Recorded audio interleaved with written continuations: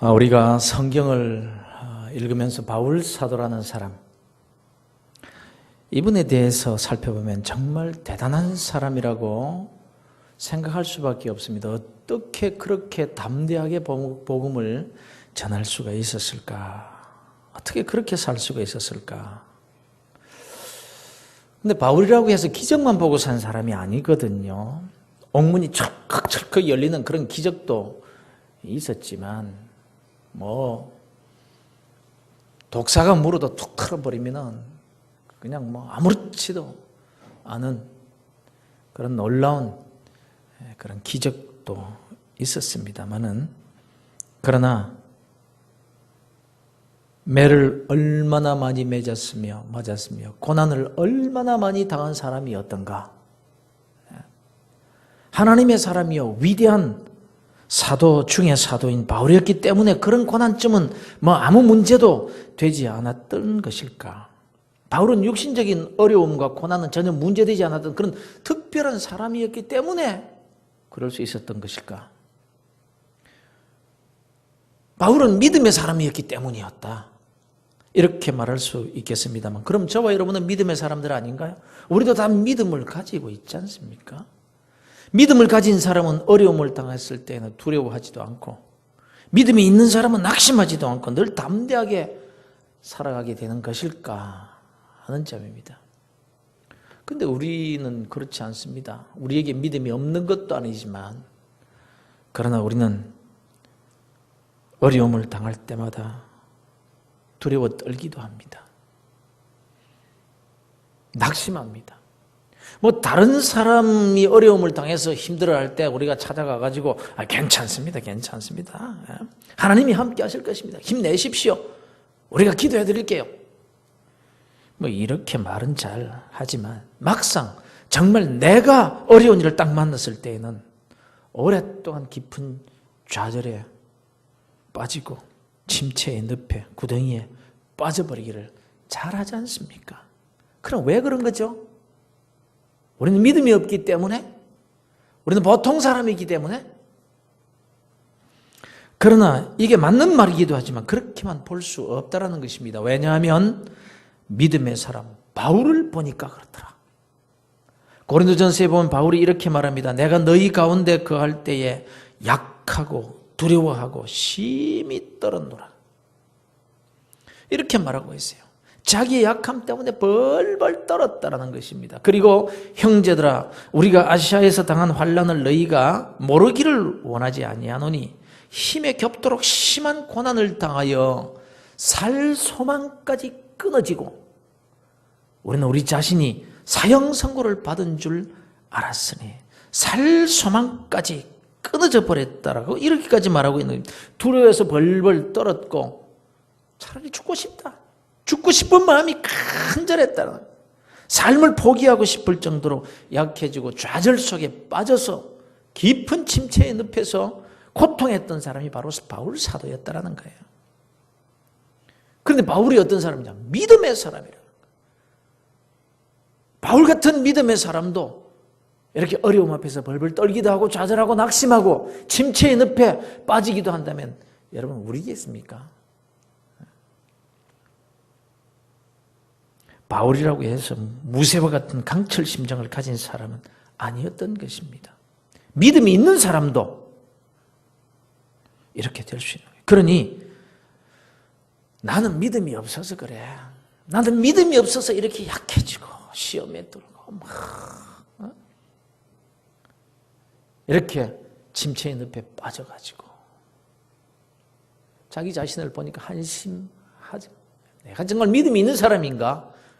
그 어떤 사람은 이렇게까지 내가 너무 낙심을 많이 하니까 하나님이 정말 나를 구원하셨을까? 이런 생각까지 들더라는 거예요. 그러나 여러분 그렇지 않습니다. 인간은 다 누구나 바울이라고 할지라도 이렇게 약해질 수 있습니다. 인간은 누구나 어려움 앞에서 마음이 무너져 낼 수 있는 거예요. 지금 어떤 연유에서든지 낙심이 되시는 분이 계십니까? 어려움 앞에서 마음이 무너져 버리고 그 어떤 위로의 말을 들어도 위로가 되지 않는 그런 상태에 계신 분이 있습니까? 그래서 이렇게 믿음 없는 나 자신이 더 밉고 그래서 더 좌절하고 있는 분, 오늘날 그리스도인들 가운데 이런 분들이 너무 많다는 사실입니다. 여러분, 그렇지 않습니다. 바울도 그럴 수밖에 없는 사람이었다는 것을 기억하시고 믿음이 있는 사람이라고 해서 낙심 안 하는 것은 아니다 하는 점을 먼저 여러분께서 기억하시기를 바랍니다. 그런데 바울이 자신의 이런 약한 모습이 있었음에도 불구하고 거기에 빠져버리지 않고 오히려 합력하여 선을 이루시는 하나님의 은혜로 더 위대한 삶을 살 수 있었던 이유가 뭘까? 이게 더 중요한 거예요. 그렇게 우리가 낙심하고 좌절할 수 있지만, 그러나 우리가 바울을 통해서 또 깨달을 수 있는 것은 그 낙심 그 자체에 문제가 있는 것이 아니라 그것이 우리에게 꼭 손해가 되는 것은 아니구나. 오히려 그것 때문에 그것을 디딤돌로 삼아서 더욱 위대한 자리로 나갈 수 있는 것이구나. 이것을 우리가 바울에게서 배워야 된다라는 것입니다. 여러분, 우리도 시험을 만날 수 있습니다. 그리고 그 시험 앞에서 좌절을 할 수 있고 약해질 수 있습니다. 낙심하고 우리가 깊은 침체의 늪에 빠질 수도 있습니다. 그러나 주님께서 이렇게 기도하라고 가르쳐 주시지 않습니까? 주기도문에서 우리를 시험에 들게 하지 마옵시고, 시험에 들게 하지 마옵시고, 시험에 빠지지 않게 해주시옵소서, 이렇게 기도하라는 것입니다. 어려운 시험 만나지 않게 해달라는 기도하라고 하시지 않았습니다. 어려운 문제는 생기지도 않고 그냥 매사에 편하게만 해달라고 그렇게 기도하라고 하지 않았습니다. 왜냐하면 가시와 엉겅퀴는 모든 인생에게 다 있기 때문에 그렇습니다. 그래서 그런 시험과 어려움을 만나는 것이 문제가 아니라 그 시험에 들어버리는 것이 문제다라는 것입니다. 여러분, 오늘날 이런 시험과 어려움이 없는 사람은 없습니다. 그런데 문제는요, 거기에 들어버리면, 빠져버리면 안 된다. 시험을 만날 수 있어요. 어려운 일을 만날 수 있어요. 그러나 거기에 함몰되어 버리면 안 된다는 거예요. 들어버리면, 빠져버리면 어떻게 되죠? 스스로 삶을 포기해버립니다. 어떤 사람은 될 대로 되라 하고 그냥 쾌락에 빠지든지 술과 마약에 빠져버리기도 합니다. 어떤 사람은요, 그냥 집을 뛰쳐나가 버립니다. 그래서 노숙하는 것이 더 편하다, 그렇게 되어버리고 마는 거예요. 어떤 사람은 목을 매기도 하고 어떤 사람은 어린아이를 가슴에 안고 저 아파트 위에 올라가서 뛰어내리기도 하는 거예요. 물론 오죽했으면 그랬겠는가? 이건 다 사회적 책임이다, 사각지대가 있는 그 복지정책 때문이다, 이렇게 말을 할 수 있겠습니다만은, 그러나 궁극적으로는 자기 자신이 시험과 문제에 들어버리고 빠져버리고 함몰되어버렸기 때문에 그렇다라는 것입니다.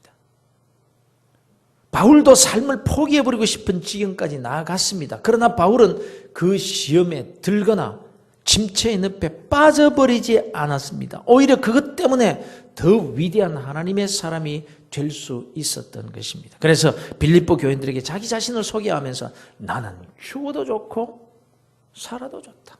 차라리 내가 죽어서 주님과 함께 거하는 그것이 내게 더 유익이 되지만, 그러나 사는 것도 내게 유익이 되는 것은 그냥 사는 것이 아니라 주님께서 맡겨주신 사명을 감당하면서 사는 것이기 때문에, 내가 고난을 당하는 것도 사명 때문이고 내가 어려움을 당하는 것도 사명 때문이고, 주께서 나에게 주신 것, 사명을 위하는 일이라면 죽음조차도 내게 유익이다라는 거예요. 살아도 유익이라는 거예요. 고난도 유익이라는 거예요. 어려움도 유익이라는 거예요. 그러니까 살 소망이 끊어질 만큼 어려움이라고 할지라도 그 고난이라는 것은 의미가 없는 고난이 아니라 사명을 위한 고난이기 때문에, 그리스도를 위한 고난이기 때문에 의미가 있고 그게 오히려 영광이고 그것이 하늘의 상급을 쌓는 일이기 때문에 오히려 고난을 당하면 당할수록 더 웃을 수 있는 삶으로 바뀌어버린다는 것입니다. 그렇다고 우리가 바울과 같이 되자는 것은 아닙니다. 우리는 바울과 같이 될 수도 없고요. 또 주님께서 우리에게 바울과 같은 삶을 요구하시지도 않습니다. 바울은 특별히 하나님께서 불러 사도로 사용하신 사람입니다. 그래서 바울은 바울의 사명이 있었다는 거예요. 특별히 성령께서 바울을 사용하셔서 성경을 기록하게 하신 사명이 그에게 있었습니다. 이제 더 이상 성경이 기록될 필요가 없어요. 성경은 완성되었어요. 그래서 바울과 같은 그런 사명을 우리에게 요구하시지는 않습니다. 바울을 통해서 계시된 그 말씀, 그 말씀이 지금 우리에게 전해지고 있는 거예요. 다시 말씀드리면 하나님은 바울을 통해 지금 우리가 이 세상을 어떻게 살아가야 할지를 가르쳐주고 계신 것입니다. 계시를 통해서, 바울을 통해서. 바울은 우리에게 계시를, 하나님의 계시를 전해줄 사명이 있었고 우리는 그 사명을 받아서 하나님의 뜻대로 살아갈 수 있는 그 사명대로 살면 되는 것입니다, 여러분. 사명은요, 각자가 다 다른 거예요. 바울의 사명이 다르고 사업가의 사명이 다르고요, 지식인의 사명이 다르고 직장인의 사명이 다 다르고 장사하시는 분들의 사명이 다른 거예요. 그러나 그 사명의 목적과 목표, 그리고 그 사명을 이루는 삶의 원리는 동일하기 때문에 바울을 통해서 우리가 그 원리를 지금 우리에게 가르쳐주고 계신 것입니다. 이 원리를 깨닫는 시간 되시기를 주의 이름으로 축원합니다. 그 원리 가운데 오늘 우리에게 말씀하신 중요한 원리가 뭔가 하면요, 복음에 합당하게 살라는 교훈입니다. 따라서 하십시다. 복음에 합당하게 살자. 복음에 합당하게 살아야 돼요. 사니까 사는 인생이 아니라니까요. 이 계시의 말씀을 겸손히 받는 시간이 되기를 바랍니다. 그래서 우리 앞에 놓인 시험과 문제가 무엇이든지 간에 그것이 복음에 합당하게 사는 도구로 바뀌어버리고 이를 위해서 하나님께서 기적을 베푸시고, 그래서 여러분의 사업들을 통해, 여러분의 지식을 통해서, 여러분의 재능과 가진 것을 통해서 하나님께서 이루시고자 하시는 그 사명을 잘 감당해서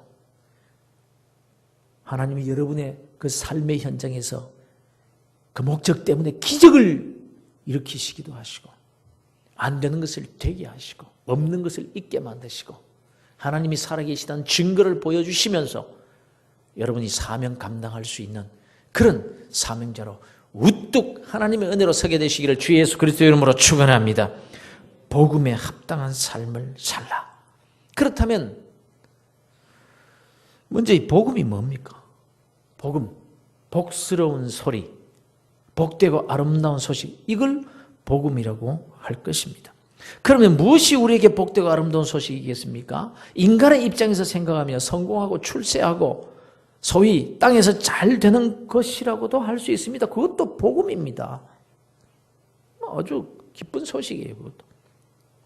그러나 바울 사도가 말하는 복음이란 예수 그리스도가 복음이고 십자가와 부활과 재림이 복음입니다. 그리고 예수 그리스도를 믿어서 구원받는다는 것이 복음이고 천국 백성이 되었다라는 것이고 하나님의 자녀가 되었다라는 이것이 복음입니다.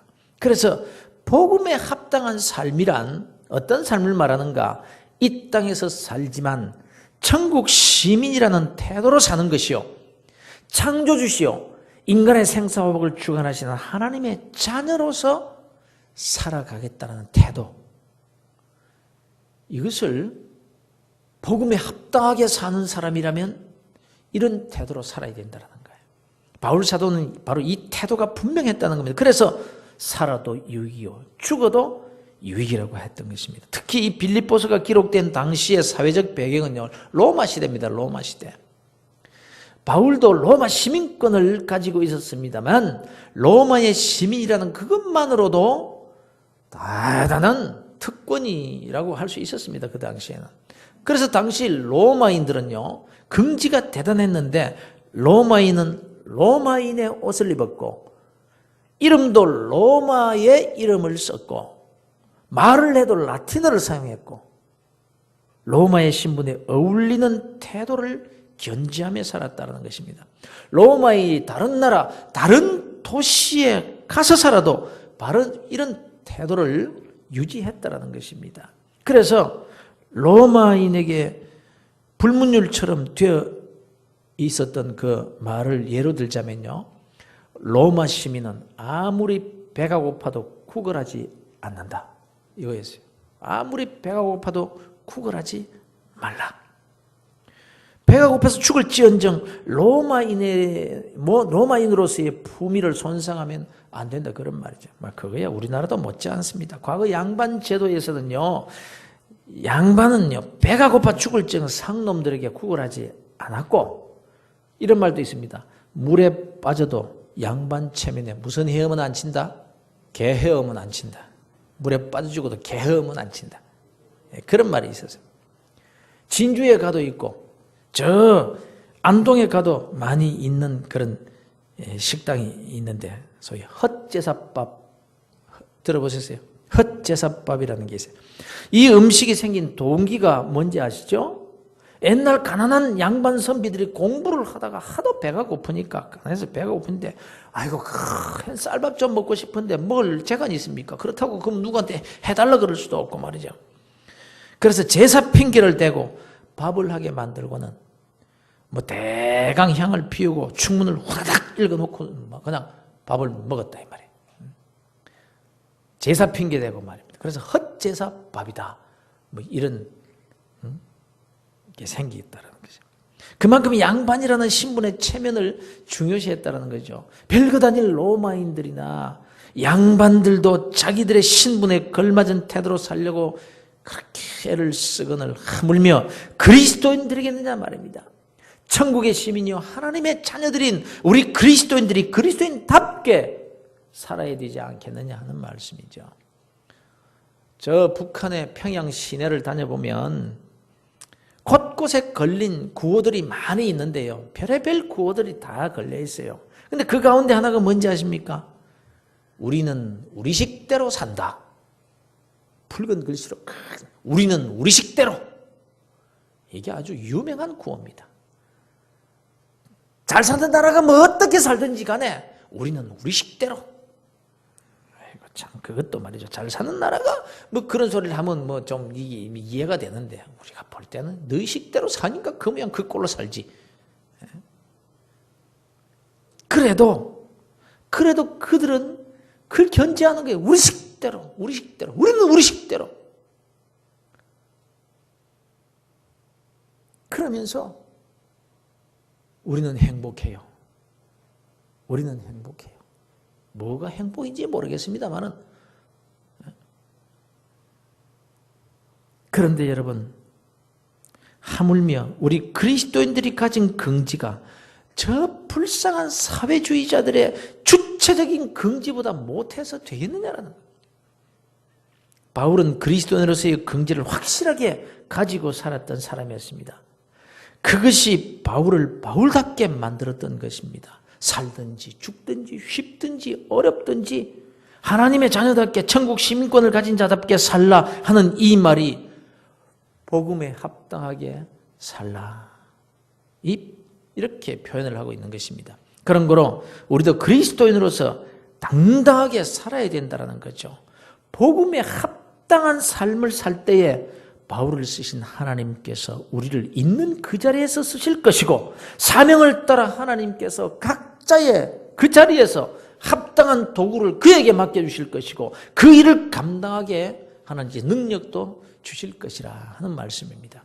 그렇다면 복음에 합당한 생활에는 어떤 걸 말할까요? 오늘 본문을 통해서 크게 두 가지로 말씀을 하고 있습니다. 첫 번째로 복음의 신앙을 위해서 협력하는 것이다. 복음의 신앙을 위해서 협력하는 것, 그리스도인답게 사는 것, 천국 시민권을 가진 자로서의 긍지를 가지고 사는 것, 하나님의 자녀로서의 자부심을 가지고 사는 방법이 뭐냐라고 할 때에 복음을 위해서 협력하라는 거예요. 협력하라. 그리스도인은 복음으로 사는 사람들입니다. 복음이 예수 그리스도입니다. 복음이 십자가요 구원이요 생명이요 영생입니다. 그래서 우리 그리스도인의 삶을 성경은 이렇게 말씀하고 있지 않습니까? 내가 그리스도와 함께 십자가에 못 박혔나니 그런 적이 이제는 내가 사는 것이 아니오 오직 내 안에서 그리스도께서 사시는 것이라. 이제 내가 육체 가운데 사는 것은 나를 사랑하사 나를 위하여 자기 자신을 버리신 하나님의 아들을 믿는 그 믿음 안에서 내가 사는 것이다. 이것이 우리의 신분이요 우리의 삶의 모습이라는 것입니다. 그렇다면 복음을 위한 생활, 이것이 어떤 삶이겠습니까? 먼저는 여러분 복음을 위해서 산다는 것은 나가서 전하는 거죠. 나가서 전하는 거죠. 이것이 주님의 지상 명령이기 때문에 해야 하기도 하지만 이것이 우리의 삶의 능력이 되기 때문에 우리가 하는 것입니다. 마치 살아있는 자가 심장이 뛰듯이 내가 영적으로 살아있다는 증거가 바로 증인의 삶이라는 거예요. 그런데 이 증인의 삶이 나가서 전하는 일이 1차적인 방법입니다만 여기에 못지않게 중요한 증인의 삶은요, 복음을 위하여 협력하는 일이라는 것을 여러분 기억하셔야 됩니다. 예컨대 선교사가 오지에 나가서 복음을 전한다고 할 때 혼자만으로는 절대 안 됩니다.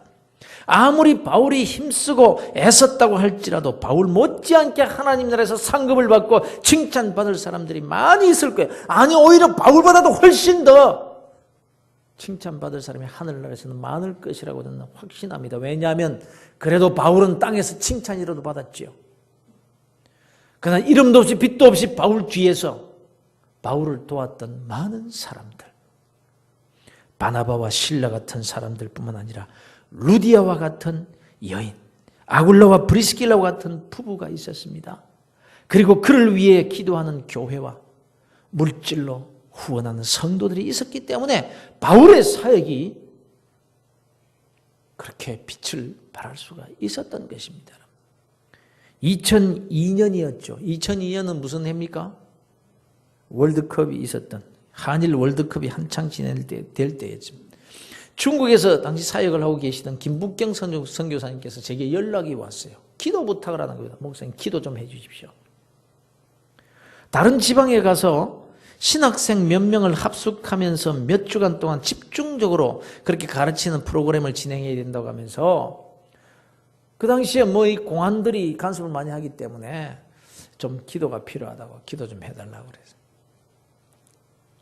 그래서 물질도 지원을 했습니다만 우리가 기도를 열심히 했죠. 그 부탁을 받고 우리 성도들이 열심히 우리 기도를 했어요. 그런데 며칠 흘렀어요. 그렇게. 근데 선교사님으로부터 연락이 왔어요.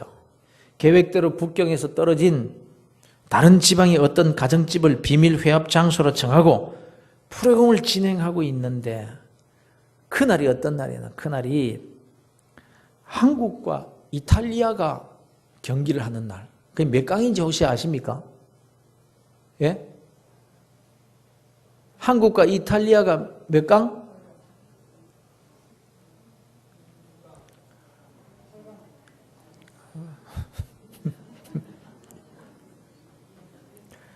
예. 16강. 16강 경기가 있었어요. 8강, 4강 하신 분들은 잘난 자지 마시라고 앞으로.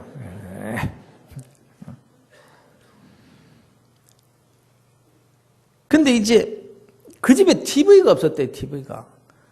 근데 목사님이 이제 갈등이 생긴 거죠. 야, 이 강의를 이게 해야 되는데, 큰 보고 싶고. 그래서 가만히 생각하다가 하나님께 기도를 했겠죠. 하나님, TV 볼까요, 말까요? 그렇게 해서 하나님께서 TV 보거라. 이래가지고 TV 보러 갔는지는 모르겠습니다만은, 어쨌든 평소에 안 하던 일을 했다는 거예요. 휴강, 앞으로 2시간 동안 휴가. 이렇게 해놓고는 저 TV 있는, 멀리 있는, 떨어지는 TV 있는 집에 가가지고 그 16강 경기를 보았다는 거예요. 그리고는 이제 다 마치고 나서 이겼으니까 기분 좋게 이제 다시 돌아오려고 밖에 나와 보니까 세상에 가만튼 택시가 한 대도 없더라는 거예요. 아무리 기다려도 택시가 안 오는 거예요. 그래서 할 수 없이 논두렁길을 걸어서 이를 둘러서 그래서 걸어왔다는, 한참을 걸어왔다라는 것입니다. 그래서 이제 거의 이제 도착을 해서 딱 들어가려고 보니까 아이고 저쪽 오토바이 2대가 착 오더니 그 아파트 앞에 딱 서더라는 거예요. 그리고 2사람이 내려가지고 그 라인으로 딱 들어가더라고요. 야, 이거 이상하다. 느낌이 이상해서 머뭇거리고 있는데 그 방 안에 있던 어떤 그 사람이 몰래 빠져나와가지고 선교사님에게 지금 공안이 2사람이 선교사님 체포하라고 왔으니까 빨리 도망가라고. 그래가지고 걸어간 날 살려라 하고 거기서 도망을 쳤다는 거예요. 북경으로 급하게 돌아왔다는 거예요. 근데 그 숙소에 여권, 뭐 수첩, 성경, 그리고 그 세면도구 뭐 이런 그거 다 거기 두고 그냥 막 걸어만 날 살려라고 이제 도망을 쳐서 북경으로 왔다는 것입니다. 그런데 이제 가만히 생각을 해보니까 깨달은 게 있다. 그게 뭐냐? 나를 위해서 기도해 주신 성도들이 있었다. 부산북교회 성도님들이 그때 기도해 주셨다. 이게 딱 떠오르더라는 거예요. 그동안 그런 자기가 그런 행사를 진행하면서 뭐 TV 보러 간 적이 없었는데 그날따라 휴가하고 멀리 있는 TV가 있는 집에 갔던 것도, 또 그 집에 TV가 없었던 것도, 그 많던 택시가 없어서 걸어올 수밖에 없었던 것도, 만일 3분만 일찍 도착해서 그 집 안에 들어가 있었다면 꼼짝없이 체포됐다는 거예요. 그 머리끝이 쭈삣쭈삣 서더라는 거죠. 택시가 없었던 것도, 걸어오게 하신 것도 하나님께서 하신 일이었는데, 그런데 그때 기도해 주신 성도님들이 있었다. 그래서 천하의 바울도 데살로니가 교회 성도들에게 기도 부탁을 했다라는 거예요. 형제들아, 우리를 위해서 기도하라. 뿐만 아니라 바울이 복음을 전하면서 골로새 교인들에게는 이런 기도 부탁을 했습니다. 우리를 위하여 기도하되 하나님이 전도할 문을 우리에게 열어주사 그리스도의 비밀을 말하게 하시기를 기도해달라. 혼자서 하는 것이 아니에요. 여러분. 천하의 바울이라고 할지라도 혼자 힘으로 사명 감당 못하는 거예요. 복음을 위해서 협력하는 일. 내가 그리스도인이라면, 내 생명이 영적으로 살아있다면 이 일에 힘써야 되는 것입니다, 여러분. 그래서 우리가 전도를 열심히 할 뿐만 아니라 전도 열심히 하시는 분들을 위해서 기도해 주시기를 바랍니다. 도와주셔야 되고요. 격려해 주시고 칭찬해 주시는 것, 이것도 복음을 위해서 협력하는 일이라는 거예요. 저는 그렇게 생각하고 있습니다. 늘 하는 말씀입니다. 천국에 가보면 깜짝 놀랄 일 가운데 하나가 뭔가 하면, 세상에서 상급이 별로 없을 것 같은 사람들이 엄청난 칭찬과 함께 상급을 받는 사람을 보게 될 것이고, 참 세상에서 볼 때는 굉장히 많이 받을 것 같은 사람이었는데 의외로 상급을 별로 받지 못하는 사람이 있을 것이다. 하나님의 평가와 우리 인간의 평가는 또 다를 테니까 말입니다. 제가 목회를 혼자서 할 수 있습니까? 무엇 하나 스스로 할 수 있는 일이 없습니다. 말없이 드러나지 않지만 도와주시는 분들이 얼마나 많은지 몰라요. 그런 분들이 계시지 않다면 저는 이 자리에 서 있을 수도 없습니다, 지금. 이 부분 저 부분에서 복음을 위해서 협력하시는 분들이 얼마나 많은지 몰라요. 다만 우리 교회 모든 성도들이 다 복음을 위해서 협력하는 삶을 살기를 저는 원합니다. 왜냐하면 이것이 주님의 뜻이기도 하지만요, 복음 그 자체가 능력이기 때문입니다. 여러분, 복음에는 능력이 있음을 믿으시기를 바랍니다. 복음에 협력하는 자에게 하나님께서 능력을 그래서 베풀어 주시는 거예요.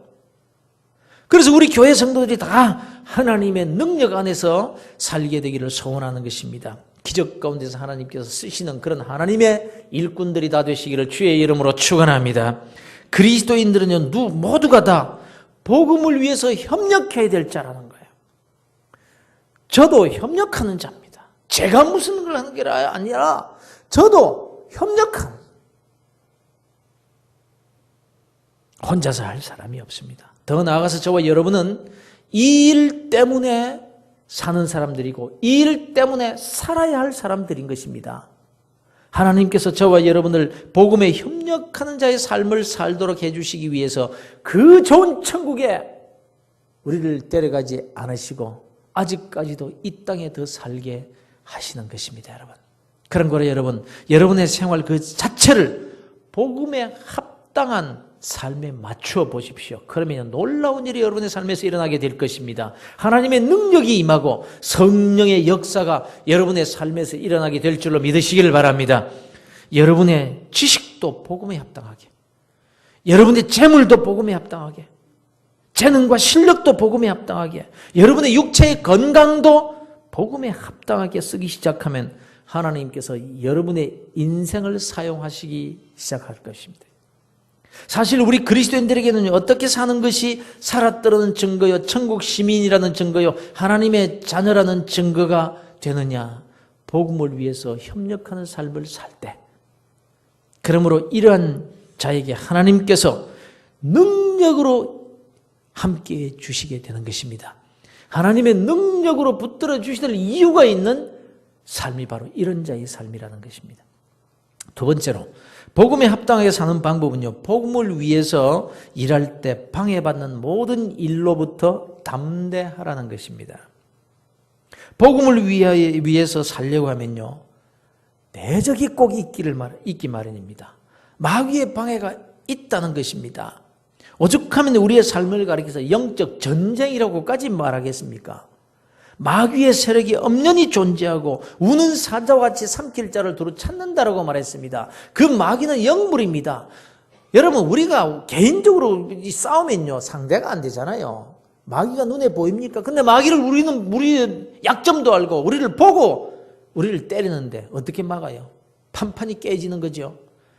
그리고 그 마귀의 권세는 하늘과 땅의 권세를 가지신 예수 그리스도께서 계시지만, 그러나 주님 오실 때까지, 주님께서 다시 재림하시기 전까지 이 공중 권세를 잡고 있는 자가 마귀잖아요, 마귀. 그런데 우리가 복음으로 살려고 하면요, 이 마귀의 방해가 있고 공격이 있기 마련이라는 것입니다. 그런데 이 방해라는 것이 순교를 우리에게 요구할 때도 있습니다. 로마 시대 때나 일제시대 때와 같이 우상 숭배를 강요하고 우리의 신앙을 빼앗으려고 할 때는요, 순교의 자리로 나가야 될 때도 있습니다. 그러나 그건 특수한 일입니다. 모슬렘 국가나 공산주의 국가에서는 신앙생활 자체가 순교적입니다. 그러나 오늘날 우리들은 그렇지 않습니다. 여러분이 교회 다닌다고 생명의 위협을 받습니까? 성경을 숨어서 읽어야 한다든지 예배를 몰래 드려야 될 그런 형편입니까? 우리 그렇지 않잖아요. 그럼에도 불구하고 여전히 복음을 위해 사는 일에 대적하는 마귀가 역사한다는 것입니다. 가족으로부터의 핍박일 수도 있습니다. 친구를 잃는 경우일 수도 있고요. 회사에서 불이익을 받는 경우도 있을 수 있습니다. 그것이 자존심 상하는 일일 수도 있고요. 인격적으로 모욕을 받고서도 참아야 할 때도 있을 것입니다. 그러나 이런 일에 두려워하지 말라는 겁니다. 이상하게 생각하지 말라는 겁니다. 그래서 당연하다고 생각하고 담대하라는 것입니다. 사람마다 경우는 다 다를 겁니다. 보통 사람에게는 별로 대수롭지 않은 일이지만 성격이 유난히 곧고 자존심이 강한 사람은요, 말 한마디를 들은 것임에도 돈을 잃는 것보다, 한 대 얻어 맞는 것보다 더 큰 데미지를 입을 수도 있다는 거예요. 아예 그냥 말 한마디 듣고도 그 성격 때문에 벌벌 분해서 떨면서 그냥 누워버리는 그런 사람도 있을 수 있는 거예요. 그런데 말이에요, 이런 사람의 경우에는 그럼에도 불구하고 참고 웃어주고 그냥 넘겨준다면 그에게는 그것이 순교 같은 거예요. 그럼에도 불구하고 이를 악물고 참고 웃어주고 이불을 걷어버리고 일어나서 그에게 찾아가서 손을 내밀고, 자기의 성격상, 자기의 성품상, 자기의 실력으로는 도무지 그렇게 할 수가 없는데 복음 때문에, 주님 때문에, 예수 그리스도 그분 때문에 그렇게 한다면 그는 삶에서 순교자인 거예요. 순교자. 어떤 사람이라도 그리스도인으로서의 복음에 합당한 삶을 살려고 하면요, 나름대로 대적하는 마귀의 역사가 있다라는 것입니다. 담대하라는 것입니다. 두려워하지 말라는 것입니다. 왜 그렇습니까? 복음을 위해서 사는 그 삶 자체가 능력이기 때문에 그런 거예요. 여기에 하나님의 능력이 임하기 때문인데 복음을 위해서 견디고 참는 것은 은혜가 되는 것이고 축복이 되기 때문에 두려워 말고 담대하라는 거예요. 그런데 우리는 그것이 내게 축복이 아닌 것 같이 보이죠. 그 저주 같아 보입니다. 그런 일을 만나면 왜 내가 이런 일을 당해야 되느냐? 왜 내가 저런 인간에게 모욕을 당해야 돼? 차라리 내가 교회에 안 다녔으면 안 다녔지. 내 교회에 나와가지고 왜 이런 수모를 당해? 저 인간 같지 않은 저런 인간을 보려고? 이렇게 생각될 수도 있겠죠. 그런데 아니에요. 그게 축복이라는 거예요. 그게 은혜라는 거예요. 그게 하나님의 능력의 통로가 된다는 거예요. 그런데 대부분 우리는 거꾸로 생각한다는 것입니다. 그러므로 여러분, 세상에 고난이 없는 자가 있습니까? 걱정거리 없는 사람이 있습니까? 없습니다. 인생은 다 가시던 불과 엉겅퀴를 헤쳐야 될 고난을 가지고 있는 것입니다. 그러나 꼭 같은 고난을 당할 때야 복음을 위해서, 복음을 위해서 고난을 당한다면 고난이 아니라 능력이 되는 것이잖아요. 긍정적으로 생각하면요, 실패를 해도 복음적으로 살려다가 실패하면 그건 실패가 아니라 성공인 거예요. 세상적으로는 실패인데 아니야, 영적으로 보면 성공인 거예요. 당시에는 고난이 될지 모르지만 그건 하나님의 능력의 통로가 되어서 하나님의 자녀에게 주실 축복을 예약하는 것이나 마찬가지다. 이 믿음이 우리에게 있어야 된다는 것입니다. 여러분에게 이 믿음이 있게 되기를 주 예수 그리스도 이름으로 축원합니다. 근데 세상 사람처럼 죄 때문에 고난받고 자기 욕심대로 살다가 실패하고 망하면, 하나님을 이용하고 예수 그리스도를 이용만 하고 내가 복받아 잘 먹고 잘 살겠다는 그 목적대로 살다가 실패하면 그건 그냥 고난이고 실패로 끝나고 마는 것입니다. 그래서 베드로 사도가 이렇게 말했던 것입니다. 부당하게 고난을 받아도, 개혁성경에는 애매히 고난을 받아도, 부당하게 고난을 받아도 하나님을 생각함으로 슬픔을 참으면 이는 아름다우나 죄가 있어 매를 맞고 참으면 무슨 칭찬이 있으리요. 그러나 선을 행함으로 고난을 받고 참으면 이는 하나님 앞에 아름다우니라. 무슨 뜻이죠, 여러분? 복음을 위해서 고난당하면요, 그건 고난이 아니에요. 예수 믿는 것 때문에 내가 참고요, 내가 져주면요, 지는 게 아니에요. 약한 것 같고 능력이 없는 것 같지만 그건 하나님의 능력이 그에게 임하게 되는 것입니다. 그러므로 그리스도인들이 복음을 위해 고난을 받는다는 것은 특권인 줄로 믿으시기를 바랍니다. 교회에서 봉사하시다가 억울한 일 만나시면요, 분하게 생각하지 마세요.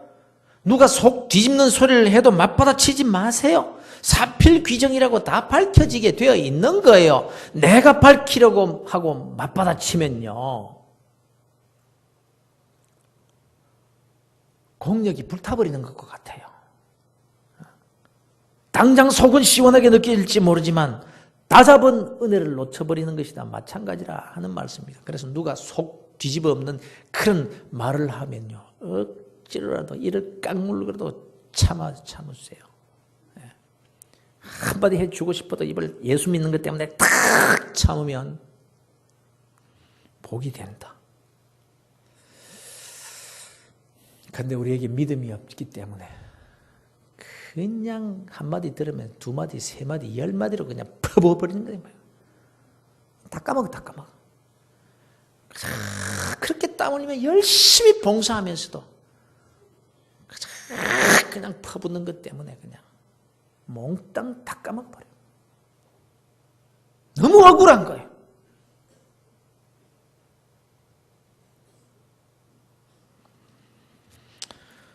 여러분, 우리가 그런 일을 만날 때요, 그 어떤 사람과의 싸움이라고 생각하지 마세요. 그 뒤에 역사하는 마귀와의 싸움이라는 것을 아셔야 되는 거예요. 그래서 29절에서 이렇게 말씀하고 있는 것입니다. 그리스도를 위하여 너희에게 은혜를 주신 것은 다만 그를 믿을 뿐 아니라 또한 그를 위하여 고난도 받게 하려 하심이라. 여러분, 고난이라고 하니까 무슨 순교 이런 것만 생각하지 마세요. 너희에게도 그와 같은 싸움이 있으니 모든 그리스도인들에게 영적 전쟁의 싸움이 있다는 게, 식당에서도 싸움이 있고 목장에 모여서도 그런 싸움이 있고, 우리가 모여서 무슨 일을 함께 하다가 봉사하다가도 이런 영적 전쟁의 싸움이 있다는 거예요. 너희에게도 그와 같은 싸움이 있으니 너희가 내 안에서 본 바요 이제도 내 안에서 듣는 바니라. 여러분 특히 이 말씀을 기억하시길 바랍니다. 이것이 그들에게는 멸망의 증거요 너희에게는 구원의 증거니 이는 하나님께로부터 난 것이라. 핍박을 참으시면요 그건 내게는 구원받는 증거, 하나님의 자녀여 천국 시민권을 가진 증거가 되는 동시에 저 마귀들에게는 멸망의 증거가 되는 거예요. 두려워하지 말고 담대하게 참는 그 자체가 결정적으로 승리의 깃발을 꽂는 일이 된다는 것입니다. 사랑하는 성도 여러분, 복음에 합당한 생활, 곧 복음을 위하여 협력하는 일에 최선을 다해 보시길 바랍니다. 그리고 복음 때문에 속 상하신 일이나 손해보는 일이 있어도 참아보시길 바랍니다. 두려워하지 마세요. 능력으로 돌아옵니다. 하나님이 갚아주실 줄로 믿으시기를 바랍니다. 바울같이 우리도 약하고 부족한 그런 인생들이지만 복음에 합당한 삶을 사셔서 바울에게 주어졌던 그 하나님의 능력을 받아서 살다가 살아도 죽어도 실패해도 넘어져도 내가 욕을 먹어도 무시를 당해도 그것이 바로 성공적인 삶이 되고 하나님의 능력의 통로가 되어서 정말 멋지게 그렇게 살아가는 그런 복된 그리스도인들 다 되시기를 주 예수 그리스도 이름으로 축원합니다.